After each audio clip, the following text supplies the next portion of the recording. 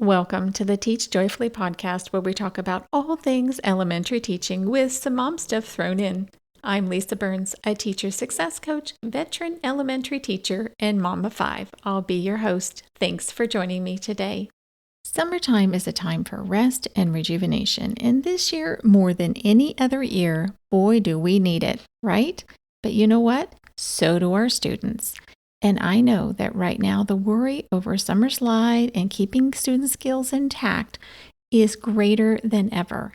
But our students need a break. So how do we walk the line between helping them maintain their skills and getting the rest and rejuvenation that they need? Well, today's episode is just a few quick and simple ways to help students and families walk that line while having fun this summer and hopefully not even know that they're learning. Now, I tend to be a less is more kind of a girl.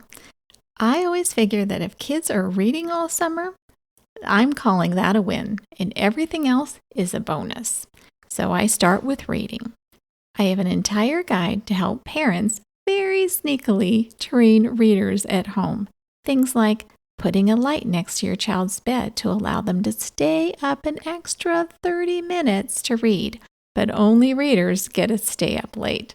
Everybody else lights out and go to bed. It's a very simple way to help kids feel like they're getting away with something, and in fact, you're getting the win. This guide has tons of simple, practical ways for parents to encourage reading at home without ever setting a timer and making reading fun. The other thing I send home with families is my Summer Skills Survival Guide. Don't worry, I have these guides linked in the show notes so you can just grab them and go ahead and use them. You can send them to families, you can use them with your own kids, whatever it is you need to do. And while these guides have all kinds of things from apps and websites to While these guides have all kinds of things that kids and families can do online, like authors' websites that have all kinds of fun activities that you can print and then do, but also games and other apps, and great virtual field trips for pretty much any interest a child could have. So there's lots of ways that you can do things that are fun with kids online. However, my guides also include practical things you can do without ever turning on a computer, a phone, or any other electronic device, because we all need some downtime.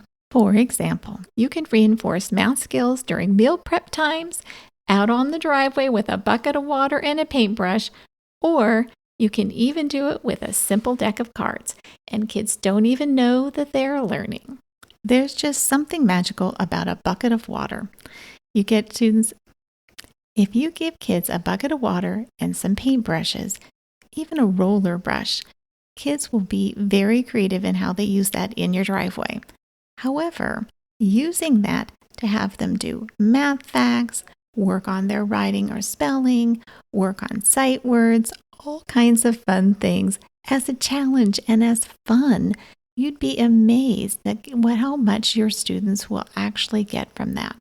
It's a lot of fun. I've used it forever, and let me tell you, every kid in the neighborhood wants a turn. Want to work on comparing numbers? Get a deck of cards and play war. You have to compare the numbers higher or lower in order to win, right? Easy.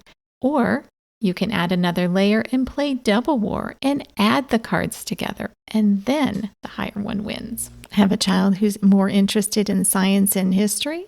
There's tons of great virtual field trips out there that are really cool. And if parents don't actually have to search for them, but they can simply click a link in a guide to go and find them, they're more likely to actually have that happen in their home. Reading. In order to keep kids reading, I do things like I'll do things like reading a chapter book to my kids at night, and I'll stop at an exciting part and say, "Now, you're not going to read ahead without me, are you?"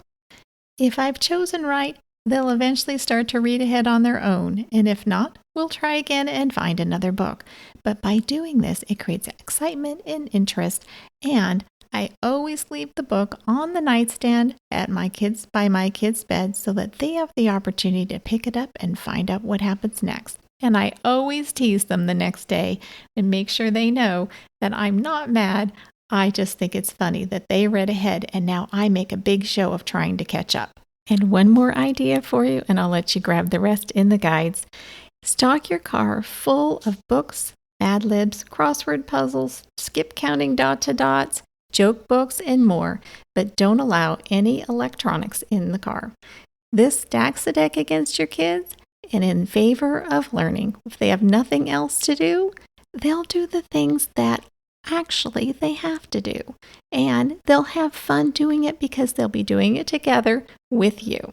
My kids used to love to read to me in the car. It can be so much fun and it's such a great opportunity. The guides have all kinds of links to great author websites, online story times, fun things you can do for all kinds of books that kids might love, lots of ways that kids and families can engage with their favorite authors or even discover some new ones. I also have a list of great brain work choices that are just plain fun, from puzzles, mazes, crossword puzzles, games, word searches, playing with dot to dots, all kinds of building toys, Scrabble, Mad Libs, and ideas for how to use them. There's tons of great things in here, and there's something for everyone. No one is going to do it all, and if they do, shame on them because you're not out there just having fun and doing nothing and letting your brain just relax.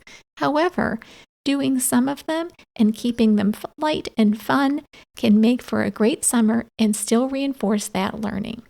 I have a great way for families to create a science field journal or a gardener's journal, which is another great way to keep on learning. And because we're heading into summer, I promised I'd keep this episode short. So that really is it, my friends.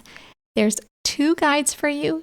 Grab them both. Grab either one, whatever interests you and whatever you think might help your students and families, and get it out there. And don't forget, you need time for you this summer. Take a break. You need it this year more than ever. All right, my friends, that's it. We are out of time and I'm out of breath. Thanks so much for joining me today. If you liked today's episode, I'd love it if you'd go to Apple Podcasts or wherever you listen and leave a review.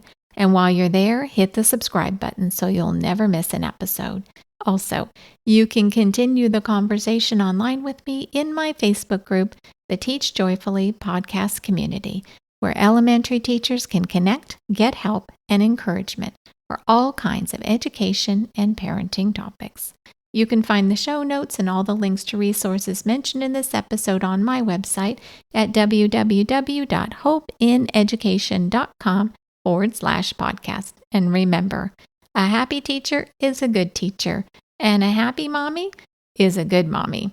Until next time, teach joyfully and take care of you.